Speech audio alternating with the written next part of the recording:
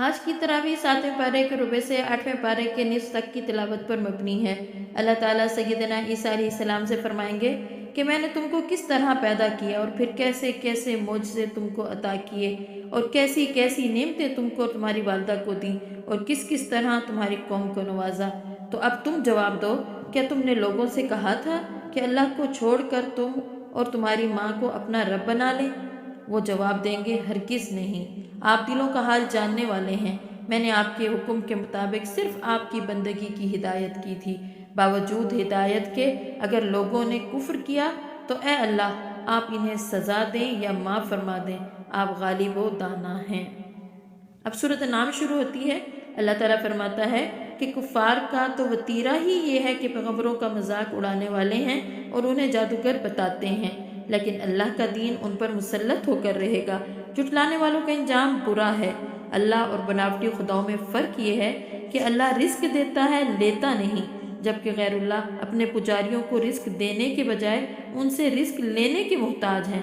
اللہ تعالیٰ نبی اکرم صلی اللہ علیہ وسلم سے فرماتے ہیں کہ کافروں کی روح گردانی پر پریشان نہ ہوں بلکہ صبر کریں، اللہ کی مدد ضرور آپ کو پہنچے گی۔ ارشاد باری تعالیٰ ہے، کسی کے اعمال کی جواب دہی دوسرے پر نہیں ہے، ہر شخص اپنے اعمال کا خود جواب دہ ہے، کافروں کو اپنا انجام معلوم ہو جائے گا۔ اللہ جس دن حشر برپا فرمائے گا اس دن بادشاہی صرف اسی کی ہوگی اور وہ دانا اور باخبر ہے۔ اللہ تعالیٰ حضرت ابراہیم علیہ السلام کی معرفت الہی حاصل کرنے کا واقعہ سنا کر ارشاد فرماتے ہیں کہ اے اہل قریش، جس طرح تم اپنے پیغمبر کو جھٹلا رہے ہو، اسی طرح سیدنا ابراہیم کی قوم بھی ان کے منکر ہوئی تھی۔ اے لوگو، اس شخص سے بڑا ظالم کون ہوگا جو اللہ پر جھوٹ بہتان گھڑے اور اس کی آیات کے مقابلے میں سرکشی کرے۔ اللہ تعالیٰ نے قیامت کا وعدہ فرمایا اور وہ قیامت یقیناً آنے والی ہے، ظالم کبھی فلاح نہیں پائیں گے۔ اللہ تعالیٰ نبی اکرم صلی اللہ علیہ وسلم سے ارشاد فرماتے ہیں کہ ایمان لانے والوں سے کہہ دو کہ اگر منکرین اللہ کے سوا کسی اور کو پکاریں تو ان کے معبودوں کو گالیاں نہ دو، کہیں ایسا نہ ہو کہ جواباً اللہ سے گستاخی پر اتر آئیں۔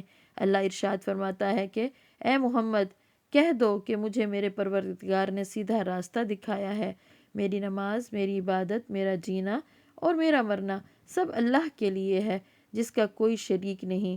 فرمایا گیا اللہ کے ساتھ کسی کو شریک نہ کرنا، والدین کے ساتھ نیک سلوک کرنا، اپنی اولاد کو مفلسی کے ڈر سے قتل نہ کرنا، بے حیائی اور بے شرمی کے کاموں کے قریب بھی نہ پھٹکو، کسی جان کو ہلاک نہ کرو مگر حق کے ساتھ، یتیم کے مال کے قریب نہ جاؤ مگر بہترین طریقے سے، ناپ تول میں پورا انصاف کرو، بات انصاف کی کرو خواہ معاملہ رشتہ داری کا کیوں نہ ہو، قول و قرار پورا کرو خواہ اللہ سے ہو یا اس کے بندوں سے۔